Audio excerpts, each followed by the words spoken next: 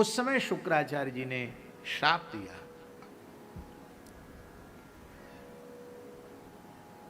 ये जो वस्तु पिलाई गई थी शुक्राचार्य को, वो मादक वस्तु थी।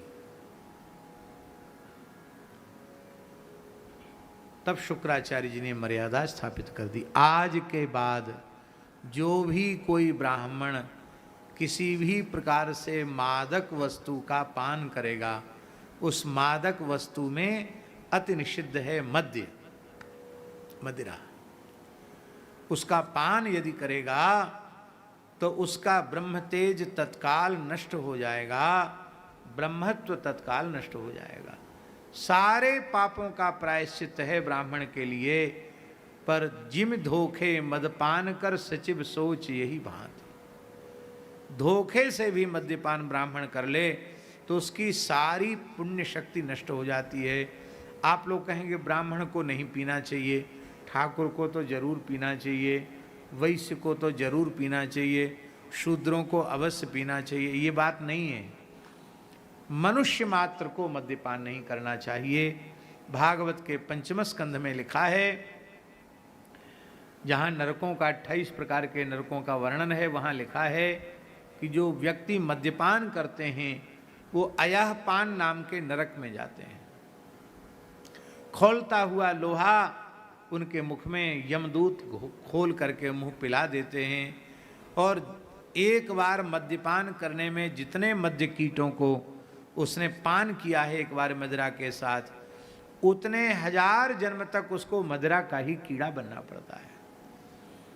कलयुग के जो 5 दोष हैं, 5 जगहों पर जो कलयुग निवास करता है, द्यूतम पानम स्त्रियसूना यत्रा धर्मश्चतुर्विधा पुनश्च याचमाना यह जात रूप मदात प्रभु। इनमें शराब भी एक है। जो कभी जुआ नहीं खेलता, जो कभी मद्यपान नहीं करता, जो कभी परस्त्री गमन नहीं करता, जो कभी मांस नहीं खाता, और जो कभी अन्याय की कमाई नहीं करता, अधर्म की कमाई नहीं करता, वो व्यक्ति भले ही कलयुग में पैदा क्यों न हो, वो कलयुग में जन्म लेकर भी कलयुग में नहीं सतयुग में जी रहा है। हम कलयुग में पैदा हुए हैं, मजबूरी है, हमारे कर्म से कलयुग में पैदा हुए, पर भगवान ने स्वतंत्रता हमें दे रखी है। हम कलयुग में उत्पन्न होकर भी सतयुग में जी सकते हैं। 5 दोषों का त्याग करके हम भजन करें तो हम सतयुग में जिएंगे। अन्यथा मत मानना। ब्राह्मणों में घोर पतन हो रहा है। मद्यपान की लत इतनी ज्यादा फैशन बन गई है। उच्च कुलों में, ब्राह्मणों में, क्षत्रियों में, वैश्यों में। तो राम जी, मद्यपान बहुत बड़ा पाप है, मद्यपान से बचना चाहिए। एक ब्राह्मण अपने धर्म से च्युत हो गया, भ्रष्ट हो गया, एक वेश्या में आसक्त हो गया, और वेश्या में आसक्त होने के कारण उसने ब्राह्मणोचित कर्म सब त्याग दिए। न संध्या करता, न गायत्री जपता, न वेद पाठ करता, न अग्निहोत्र करता, पूरी तरह से ब्राह्मणोचित धर्म को तिलांजलि दे दी।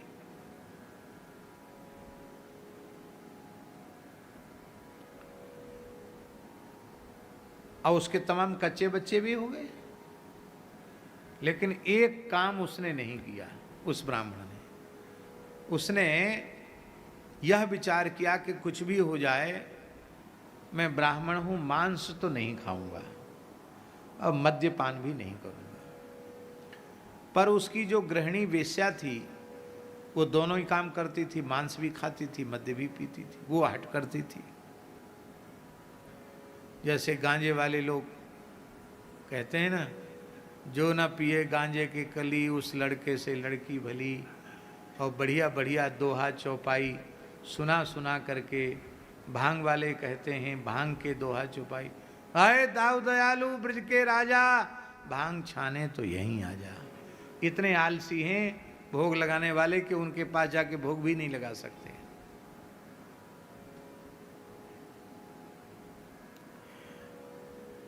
जति को रति, जति को रति, सिद्ध को मासा, इससे अधिक तो देख तमाशा। ये सब गांजा भांग वाले लूट लो दिल्ली, लूट लो कलकत्ता, जाने क्या क्या बड़े बड़े विचित्र, अब तो हमको याद नहीं है, पर त्यागी तपस्वी लोग चिल्ला चिल्ला करके बोलते हैं। तो फिर उनकी इच्छा होती है धीरे धीरे दूसरे लोगों को भी भांग पीने वाले भांग पीना सिखा देंगे, गांजा पीने वाले गांजा, अरे ज़्यादा तुम छोड़ो, चाय पीने वाले चाय पीना सिखा देंगे। जो जिसको जिस चीज़ का व्यसन होता है उसको था अकेले व्यसन क्यों करें, इसको सम्मिलित कर लें इसमें। तो वो बेस्या पीछे पड़ती थी कि नहीं तुम भी खाओ ना, क्या धरा है, खाओ ना इसको, पियो इसको। मैं नहीं खाऊंगा पीऊंगा। एक दिन वो ब्राह्मण सो रहा था, तो सोते सोते किसी का मुंह खुल जाता है, उसका मुंह खुल गया। उस बेश्या ने मन में सोचा कि अब तो ये सो रहा है, मुंह खुला है, तो क्यों ना मैं इसको एक बार मद्य पिला दूं, फिर रोज मेरे साथ पिएगा। तो सोया था, मुंह खुला था, उसके मुंह में मद्य डाल दिया। जैसे ही मदिरा डाली, बाबा विचित्र चमत्कार हो गया। मदिरा डालते ही उस ब्राह्मण के मुख से भयंकर आग निकली और वो पूरा घर जलकर भस्म हो गया। वो बेश्या जल गई, बच्चे जल गए, पूरा कुटुंब खानदान जल गया। वो आग लगी तो वो ब्राह्मण बाहर निकला, उसको आश्चर्य, बचाओ बचाओ बचाओ, तब तक तो सब जल के खाक हो गए। उसको बड़ा आश्चर्य, इतनी भयंकर आग कैसे लगी कि देखते देखते सब जल गया। तब आकाश में ऋषियों ने कहा कि यद्यपि तुम ब्राह्मणोचित कर्म से च्युत हो गए थे, लेकिन तुमने कभी मांस नहीं खाया, मद्य नहीं पिया, इसलिए ब्रह्म तेज कहीं न कहीं तुम्हारे भीतर सुरक्षित था। उसको छेड़ने का दुस्साहस किया इस वेश्या ने, इसलिए तुम्हारे ब्रह्म तेज की अग्नि से ही ये सब कुछ जला है। अब तो उसको भारी ग्लानि हुई और सब कुछ त्याग करके कठोर तप करके, उत्तराखंड में हिमालय में कठोर तप करके वह ब्राह्मण पुनः ऋषित्व को प्राप्त हो गया और उसने मोक्ष को प्राप्त किया। ऐसा पुराणों में प्रसंग है। तो कहने का आशय यह है कि मद्यपान कभी नहीं करना चाहिए। तो इसके पहले ब्राह्मण पीते थे ऐसा नहीं है, पर यह मर्यादा इसलिए शुक्राचार्य जी ने स्थापित कर दी कि ब्राह्मण कभी मद्यपान न करे, ब्राह्मण न करे, क्षत्रिय न करे, वैश्य भी न करे, शूद्र भी न करे, किसी भी मनुष्य को न मद्यपान करना चाहिए, न मांस खाना चाहिए। अब एक बात है कि किसी के मन में यह आ रहा हो कि भाई हम तो ब्राह्मण हैं, ब्रजवासी हैं, अथवा अमुक जगह के रहने वाले हैं, हमको तो पता ही नहीं था कि इतना मना है, और हमने तो जो नहीं खाना चाहिए था वो खा लिया, और हमने तो जो नहीं पीना चाहिए था वो पी लिया, अब हम क्या करें। यदि इस प्रकार का पश्चाताप किसी के भीतर, चाहे ब्राह्मण हो, क्षत्रिय हो, वैश्य हो, शूद्र हो, किसी के भीतर ऐसा पश्चाताप हो रहा हो, तो उसके शास्त्रीय प्रायश्चित तो बहुत हैं। ब्राह्मण के लिए तो प्रायश्चित इतना कठिन है कि उसको हम कह नहीं सकते। ब्राह्मण के लिए तो यहाँ तक लिखा है वो प्रयाग में चला जाए रोता हुआ और त्रिवेणी संगम में खौलता हुआ घी पी करके प्राण त्याग दे, ये प्रायश्चित है। पर भैया ये प्रायश्चित मत करना, ना तुम्हारा उतना साहस है, न तुम वो कर सकोगे। इसलिए जो कर्तव्य है उसको हम बता रहे हैं। सबसे श्रेष्ठ और सबसे सरल प्रायश्चित है। कलि संतरण उपनिषद में ब्रह्मा जी और नारद जी का संवाद है, और उन श्री ब्रह्मा और नारद जी के संवाद में स्पष्ट शब्दों में श्री ब्रह्मा जी ने कहा है कि जो महामंत्र का जप करते हैं, संख्या भी लिखी है महाराज जी, कितनी संख्या में संख्या लिखी है,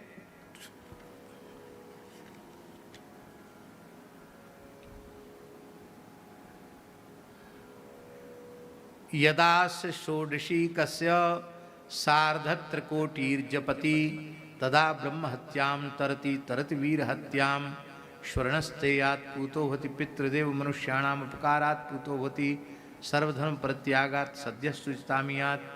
कहते हैं जो 3.5 करोड़ महामंत्र का जप कर लेता है वो ब्रह्म हत्या, वीर हत्या, स्वर्णस्तेय और मद्यपान, मांस भक्षण आदि जितने भी प्रकार के पाप हैं उन समस्त पापों से मुक्त हो करके पापात सद्यः शुचिताम आपनुयात्, सद्य पवित्र हो जाता है।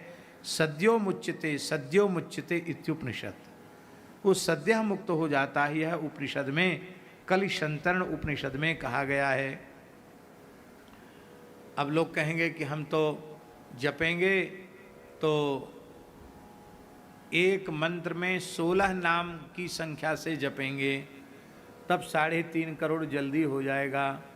हम लोग, अच्छी बात है, हम कोई मना नहीं कर रहे हैं कि नहीं जपना चाहिए ऐसे, पर ये चतुराई करने की बात उपनिषद में नहीं लिखी है।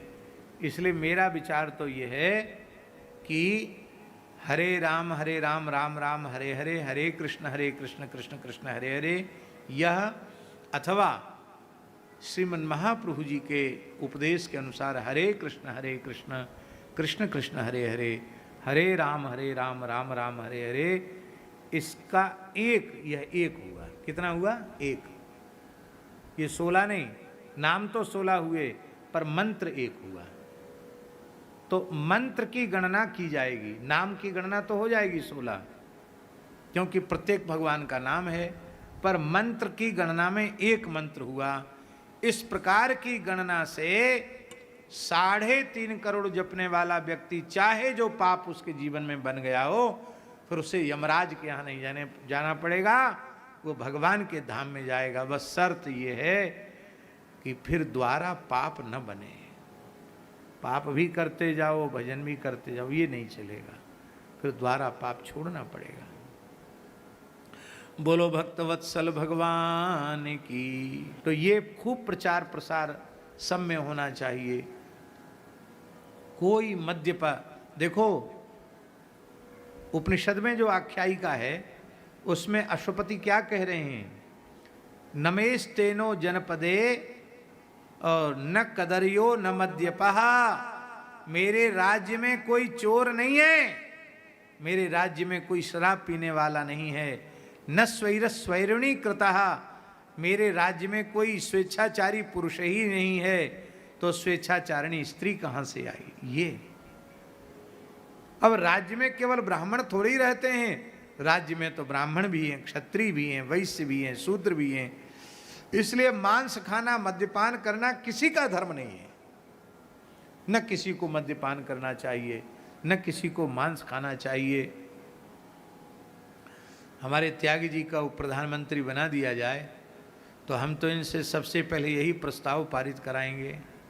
ये बनेंगे नहीं कभी, न सोचेंगे भी बनने की, लेकिन कथनचित इन्हें बना दिया जाए तो यही प्रस्ताव पारित कराया जाएगा कि मांस का निर्यात आयात सर्वथा प्रतिबंधित होगा, किसी प्राणी की हिंसा नहीं होगी, कोई शराब नहीं पिएगा, कोई मांस नहीं खाएगा, और ये नियम हो जाएगा तो गोवध तो अपने आप ही बंद हो जाएगा। फिर गोवध के लिए अलग से कुछ करने की ज़रूरत नहीं है।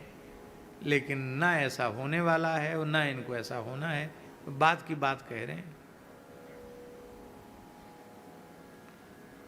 अब फिर हम निवेदन कर रहे हैं कि इस समय वर्तमान में जो कुछ लोग विचारक खूब जोर शोर से बोल रहे हैं कि महाविनाश होने वाला है, होगा तो वही जो भगवान की इच्छा होगी। हुई ईसो जो राम रचि राखा, कोकरी तर्क बढ़ावे शाखा। 8 अरब से ऊपर विश्व की जनसंख्या है और ये तृतीय विश्व युद्ध के बाद पूरे विश्व की जनसंख्या 64 करोड़ रह जाएगी। 8 अरब में से मात्र 64 करोड़ लोग बचेंगे। वो कौन बचेंगे? वही बचेंगे जो मांस नहीं खाते, शराब नहीं पीते, माला झोली लेके भजन करते हैं, गौ माता की सेवा करते हैं, माता पिता गौ ब्राह्मण गुरु संत सबका सत्कार, वो बच जाएंगे। बाकी सब पर डंडा घूमने वाला है। काल का डंडा सब पर घूमने वाला है। और वैसे तो मरने वाले तो सब ही हैं, कैसे मरे, मरने वाले सब। श्री सीताराम प्रतिदिन सत्संग एवं दर्शन के लिए श्री महाराज जी के ऑफिशियल चैनल को जरूर सब्सक्राइब करें।